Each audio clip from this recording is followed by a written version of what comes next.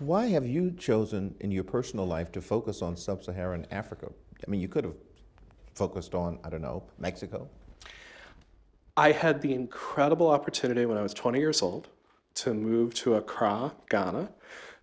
It's the only city I've ever lived in my life. I'm a rural boy, but I lived in an amazing cosmopolitan city of 3 million people.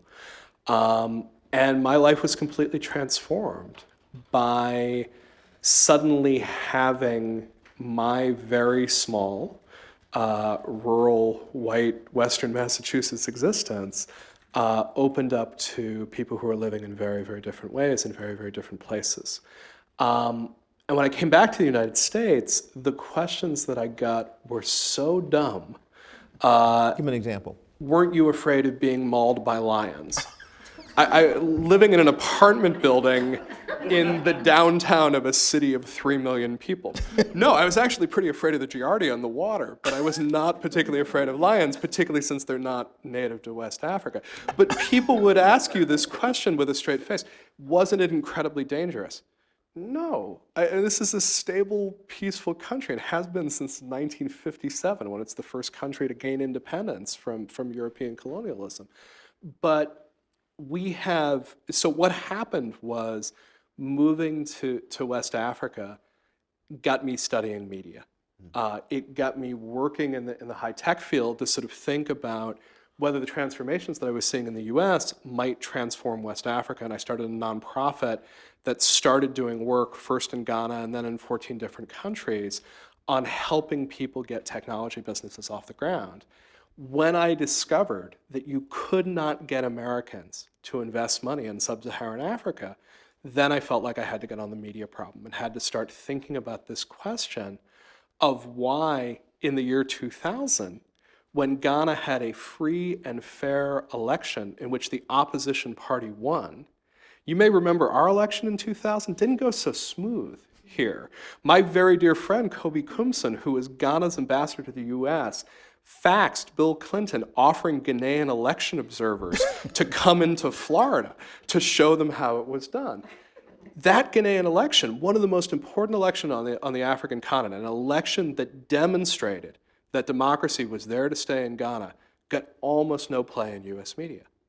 And so that's the question that I've now been wrestling with really for the last 15 years or so. If we think of that not just as an unpleasant phenomenon, but a question of social justice.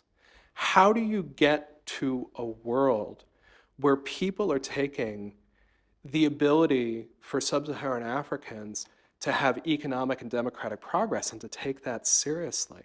How do we address that? How do we address that attention gap as a social justice issue? Now, Global Voices is that was one of the organizations that you founded in part to deal with that question. So my dear friend Rebecca McKinnon and I found ourselves both at Harvard in 2004. She's a China expert. She was actually CNN's bureau chief in Beijing. I've been doing work on Africa since I was quite young.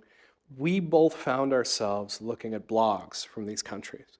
And in 2004, amazingly enough, people were writing extraordinary stories from every corner of the world.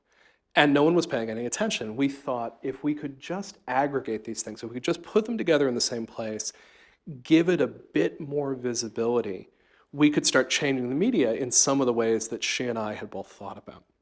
And this has ended up becoming a project of about 900 authors, 130 countries. It's still a thriving community today, but in some very real ways, it sort of failed that test that I had for it. How so? We haven't seen a massive change in how Sub-Saharan Africa gets covered. By American or Western mainstream media? I would say Western mainstream media. The big story that had everyone paying attention to Africa over the last decade has been Ebola, which is another story about uncontrollable tragedy, which if we don't get a handle on this, may actually come and kill us all. In other words, it's the old song, no news is good news, especially true in Africa? Which is crazy because, of course, it's been where an enormous amount of economic growth has happened.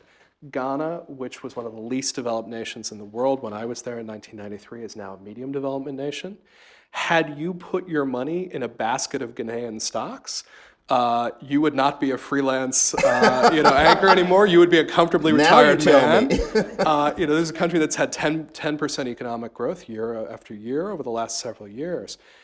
No one knows these stories. No one is hearing the stories about development coming out of Africa right now. Bill Gates used his annual letter to make this point last year. He sort of stood up and said, look, people compliment me for giving all my wealth to help the poor and the disadvantaged. What you guys don't get is that there's so many fewer poor and disadvantaged. There is so much growth happening on that continent right now, and we just don't know about it. So I had really hoped that Global Voices was going to launch sort of a generation of young media stars, whether they were going to be reporters or whether they were going to be entrepreneurs in that space. We've had a lot of people go on to some very good jobs, but it has not really sort of shifted that much larger problem of who we pay attention